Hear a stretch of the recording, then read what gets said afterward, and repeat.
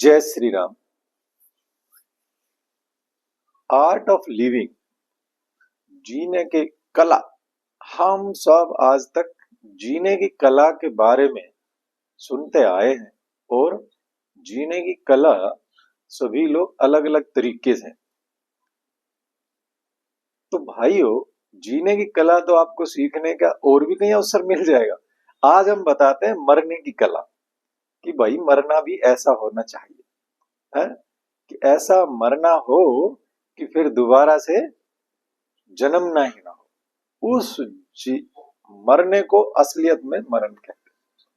हम लोगों ने आज तक इन बातों की तरफ ध्यान नहीं दिया कि पता नहीं कितने लंबे समय से हम इस संसार में आ रहे हैं, जा रहे हैं, बार बार हम जन्म लेते हैं फिर चले जाते हैं। कभी वो मरण हुआ ही नहीं शास्त्रानुसार, जो जिसके लिए हमारे वेदों में हमारे ऋषि मुनियों ने इशारा किया है कि भैया मरना भी ऐसा होना चाहिए है। जैसे हम देखते आ रहे हैं कि इसमें बहुत उदाहरण आपको मिलते हैं। जड़ भरत जी को अंत समय में एक हिरण शावक का जो ध्यान आया तो उनका जन्म हिरण के रूप में हुआ। तो कितनी बार हम इन चीजों को देखेंगे कि बार बार बार बार जो जन्म हमारे होते हैं वो हमारी आखिरी, जो हम बिल्कुल एंड में जो सोच रहे होते हैं वैसा ही हमारा जन्म होता है।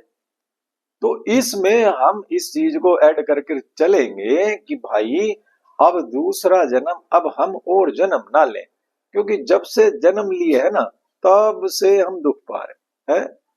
बहुत जन्म बिसरे थे माधो। अरे हम उस माधव को पता नहीं कितने जन्मों से भूले बैठे हैं और यहाँ जन्म ले लेते हैं फिर दुख पाने लग जाते हैं। जब हम उनकी जब शरीर छोड़कर जाते हैं तो हम कहते हैं प्रभु अब हम तुम्हारा नाम जप करेंगे तुम्हारे साथ। लेकिन जैसे ही हम इस देह में आते हैं, किसी भी देह में आप आते हैं, तो वैसे ही आप उनको भूल जाते हो, क्योंकि माया लपेट लेती है। तो भाई हमने ये देखनी है कि जो बताते हैं कि अंतमति सुगति, तो अंतमति का हमें ध्यान रखना है। देखिए मुझे तो यहाँ तक लगता है कि लड़कियों की जनसंख्या बहुत कम हो रही है या लड़कों की जनसंख्या कम हो रही है। तो इस पर जैसे आज तो अब लड़कियों की जनसंख्या कुछ, पहले एक एक समय आता लड़कियां ही लड़कियां होती थी, बहुत ज्यादा लड़कियां, एक एक परिवार में तीन तीन चार चार लड़कियां हो जाती थी और लड़के कम थे। तो शादी करने में माता पिताओं को दिक्कत आ रही थी ना कि भाई लड़कियां ज्यादा है लड़के कम है, तो शादी के लिए सब लोगों को माता पिताओं को देना पड़ता था, लड़की वालों को।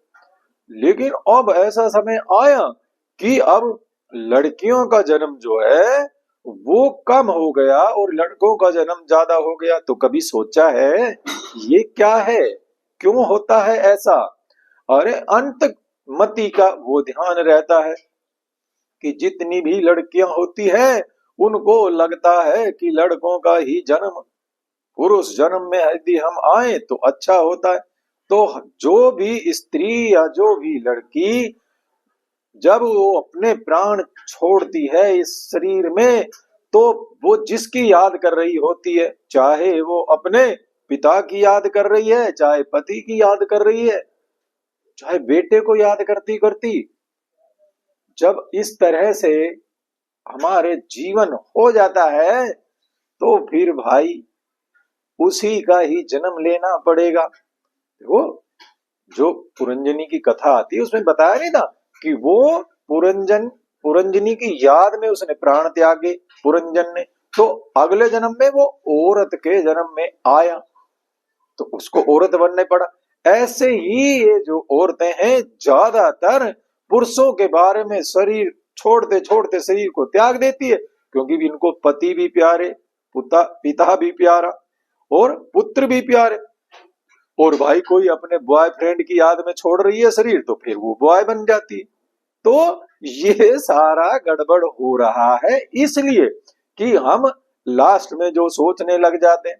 तो हमें तो इस झंझट से ही मुक्त होना कि ना लड़की बन के हमें जीवन में प्रसन्नता मिली और ना ही लड़का बन करके जीवन में प्रसन्नता मिली। तो मुक्ति में प्रसन्नता है, तो मुक्ति की युक्ति लगानी है।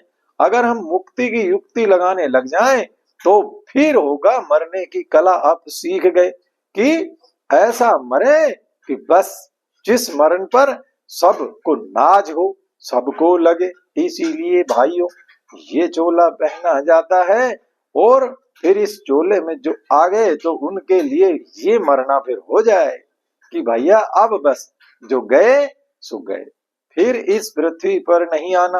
तो हम लोग सोचते ही नहीं है इन बातों की तरफ कि हमें, यदि हमने अभी सोचा ही नहीं है कि हम पृथ्वी पर दोबारा से नहीं आएंगे, ऐसा सोचा ही नहीं, क्योंकि अभी तो मजे आ रहे हैं ना, अभी तो अच्छा लग रहा है कि भाई जितना भी पृथ्वी पर आते हैं तो बड़े भोगों में आपको मजे आते हैं।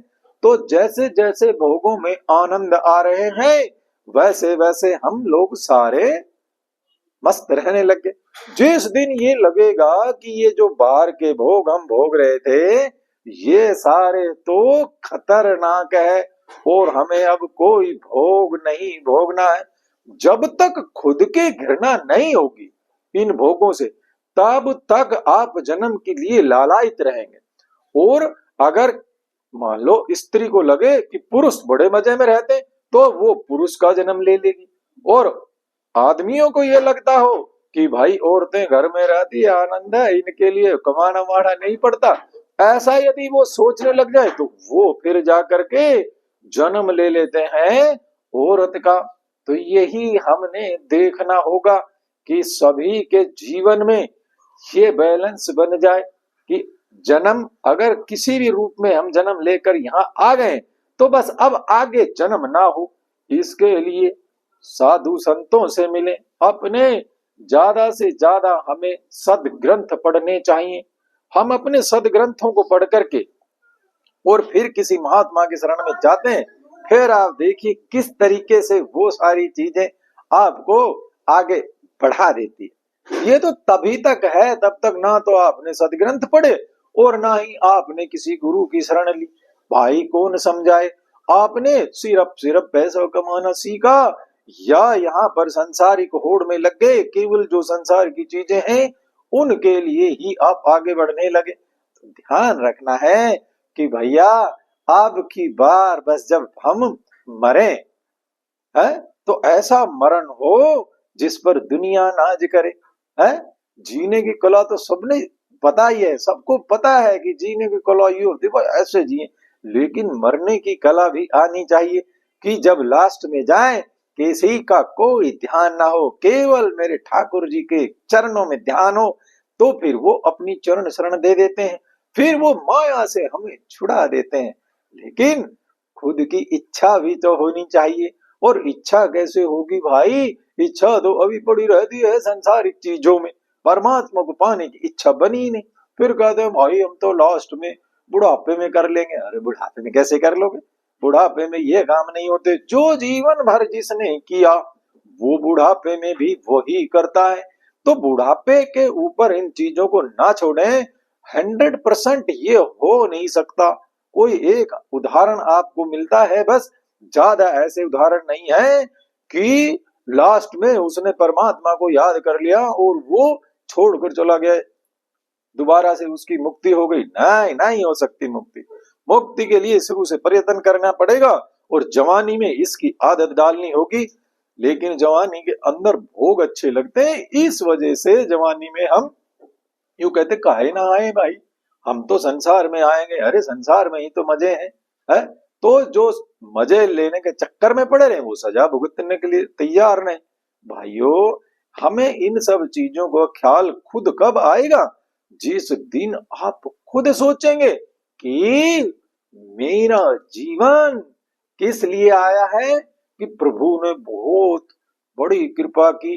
देखो जो भी हमारे पाप पुण्यों का भुगतान है वो तो बताते हैं ना कि कहीं पर आपको घोड़ा कुत्ता बना करके भी वो भुगतवा सकते थे, लेकिन आपको मनुष्य जन्म देना ये परम पिता परमात्मा के लिए जब कबहू कर कृपा नर दे, तो वो जो परम पिता आप पर जब कृपा करके नर देह दे देते हैं ना, तो फिर हमें चूकना नहीं चाहिए और हमें तो ये अवसर कितने बार मिला है, लेकिन हम बार बार चूक गए, और बार बार चूक गए तो भाई 84 लाख की ये जो चाबी है ये बेकार हो जाएगी। देखो ना, पशु योनि में तो ये सुविधा है नहीं कि भाई मोक्ष पा जाओ, उनको बेचारों को पता ही नहीं। पता केवल इंसान को है, और इंसान क्या करता है, इंसान माया के चक्कर में पड़ा रहता है। बढ़िया गाड़ी खरीद लूं, बढ़िया बंगला खरीद लूं, बढ़िया ये कर लूं, सारी जन्म इन्हीं में ही लगा देता है।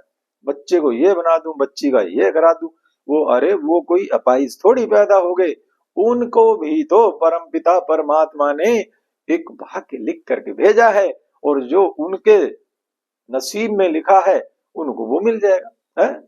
नसीब में जिसके जो लिखा था, तो भाई वो उसकी महफिल में काम आता है जिसके नसीब में जो लिखा होता है। लेकिन डर जाते हैं हम पहले ही, हमारे को लगता है मेरा बच्चा कहीं पीछे न रह जाए, मैं उसका वो करूं, फिर क्या तुमने कर लिया। बहुत कम ऐसे उदाहरण बनेंगे जब हम ये सोच रहे होते हैं कि भाई हम अपने बच्चे को आगे ले जाएं। जैसे बहुत आप देखिए, कोई अपने बच्चे के लिए कोठी बना करके तो दे सकता है, लेकिन क्या वो उसको शिक्षा थोड़ी दिला सकता है। अगर कोई चाहे कि भाई मैं अपने बेटे को एलएलबी करा दूं या एमबीबीएस करा दूं, तो करा सकते हैं? नहीं करा सकते, क्योंकि नसीब में जिसके जो लिखा था। तो ये नसीब की बात हो गई, और वो प्रारब्ध में लिखवा के आए हैं।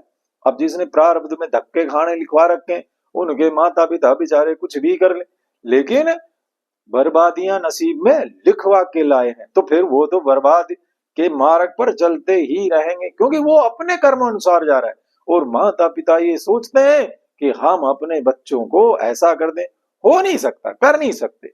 इसलिए हमारा जो आज का ये मेन टॉपिक है कि हमें मरने की कला सीखनी होगी, और ये कोई बताएंगे, कोई साधु संत ही बताएंगे। हो कोई रसिया महर का जो रस आण पिलावे, दूर देश की बात को नीड़े मतलब नजदीक करके जो बतला दे, ऐसे रसिया के पास, ऐसे गुरु के पास जाना होगा।